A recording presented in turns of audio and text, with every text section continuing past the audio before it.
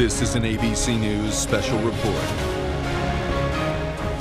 And good morning from New York, everybody. I'm Candace Gibson at ABC News headquarters. And I'm Diane Macedo. We're interrupting our usual programming to show you the arrival of 3 Americans who were detained in North Korea. They have just landed at Joint Base Andrews outside Washington, D.C. Yeah, President Trump is there to greet them after the Secretary of State, Mike Pompeo, secured their release during his visit to North Korea. Pompeo arrived just a few moments ago.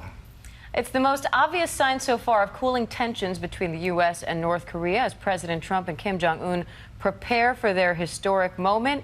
And you can see the president and First Lady there emerging from that plane with those 3 prisoners right there, now free men. All 3 are said to be in good health this morning. So Kim Jong-dul is one of the prisoners who was there the longest. He was arrested in 2015. Just look at that moment there, watching these guys with the peace sign. That is relief on their faces and on the faces of the president and First Lady right there. That indeed. You're looking at a very big moment, not only for these 3 men, but potentially for these 2 countries. 2 regimes seen to be at odds for decades now, and this could be a very big moment, specifically with this upcoming summit between the president and the North Korean leader. Okay, so we watched this plane as it arrived within the last half hour, and we're going to watch right now as these 3 men step foot here at Joint Base Andrews. They've already been on American soil. Their plane landed there about 6 hours ago in Anchorage, Alaska. But let's watch this moment here as they land. And Terry is monitoring this. Terry Moran is monitoring this moment from London. Terry. What a moment it is. You guys are absolutely right. It's joyful. It is the end to suspense and agony for the families, and it is an important milestone in the journey towards this remarkable summit that President Trump and Kim Jong-un are determined to have, it seems, sometime in June in Singapore. But it is worth remembering a couple of things. Amid the joy and relief, a couple of things. First, North Korea has done this before. 13 Americans since the 1990s have been detained and released at some point, except for Otto Warmbier, who was released and then died, the college student from Virginia.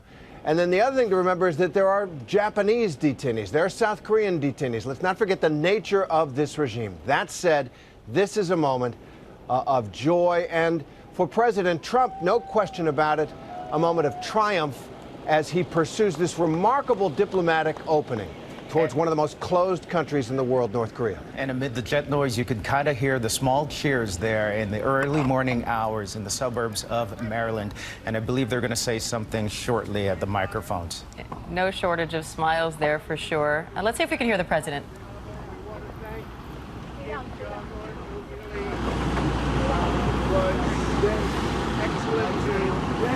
Incredible people. They are really 3 incredible people. And the fact that we were able to get them out so soon was really a tribute to a lot of things, including a certain process that's taking place right now. And that process is very important. So we will see what happens. We have a meeting scheduled in a very short period of time. You'll be hearing about it soon. We have the location set, and we will see if we can do something that people did not think was going to happen for many, many years, and a lot of bad things could have happened in between. So I just want to say this is a special night for these 3 really great people, and congratulations on being in this country. Thank you.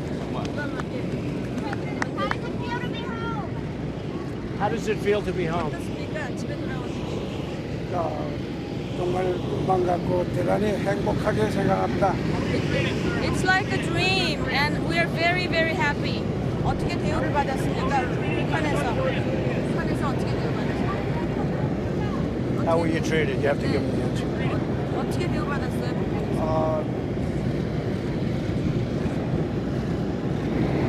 여러 가지 대우를 받은 것은 있습니다만은 첫째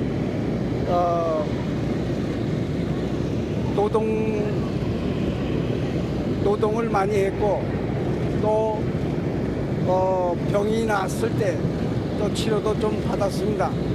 Yes, we were treated in many different ways. For me, I had to do a lot of labor, But when I got sick, I was also treated by them.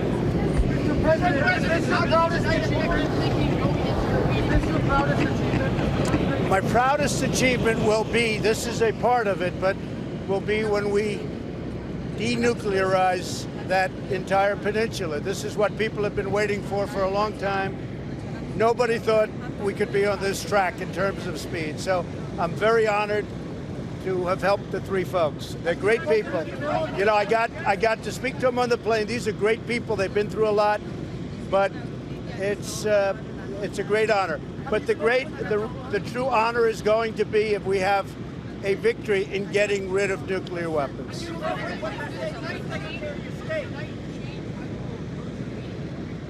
No, not at all. We very much appreciate that he allowed them to go before the meeting. It was sort of understood that we'd be able to get these three terrific people during the meeting and bring them home after the meeting.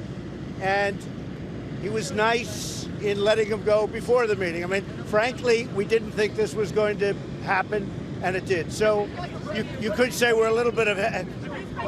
It was a very important thing to all of us to be able to get these three great people out.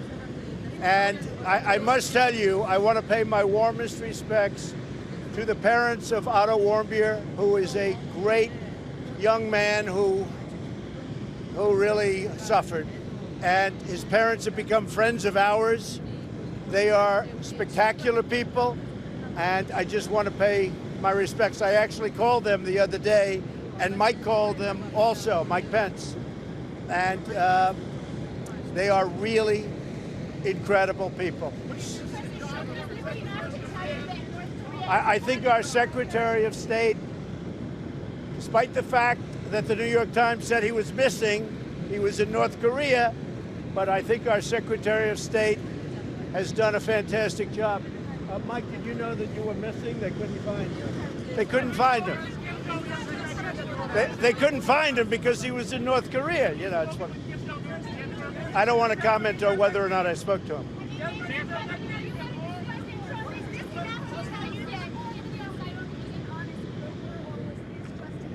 Well, we're starting off on a new footing. This is a wonderful thing that he released the folks early. That was a big thing, very important to me.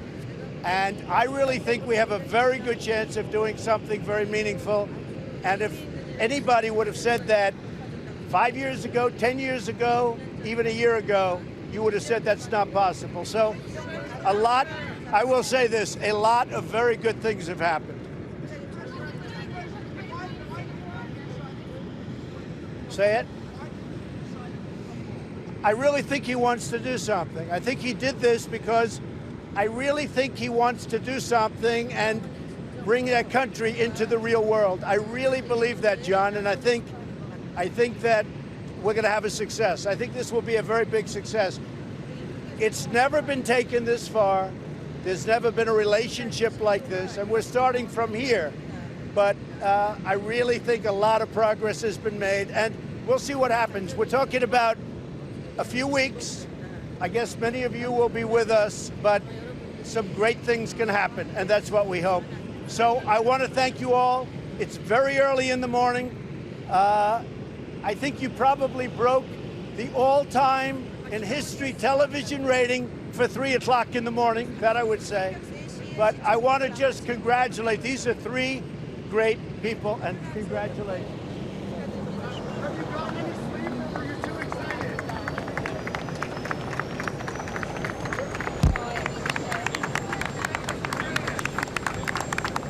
So there you have it. The president is really basking in the celebration. I do want to contest one thing that he said, the all-time television rating for 3 o'clock in the morning. I think we do that on a daily basis. Oh, definitely.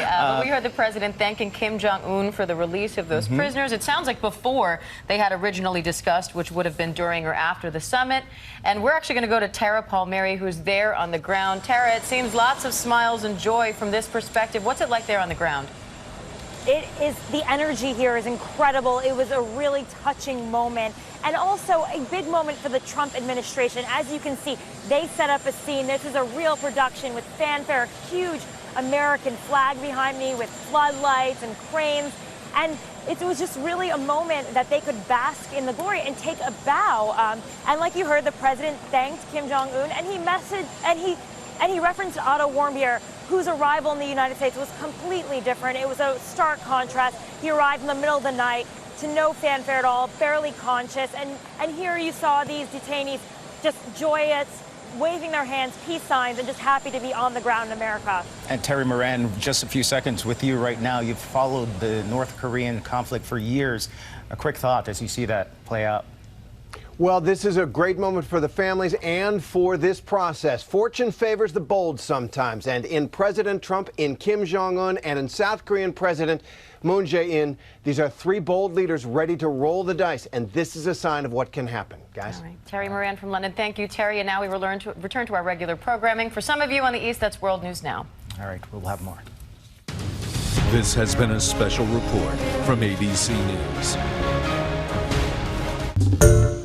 Hi, everyone. George Stephanopoulos here. Thanks for checking out the ABC News YouTube channel. If you'd like to get more videos, show highlights, and watch live event coverage, click on the right over here to subscribe to our channel. And don't forget to download the ABC News app for breaking news alerts. Thanks for watching.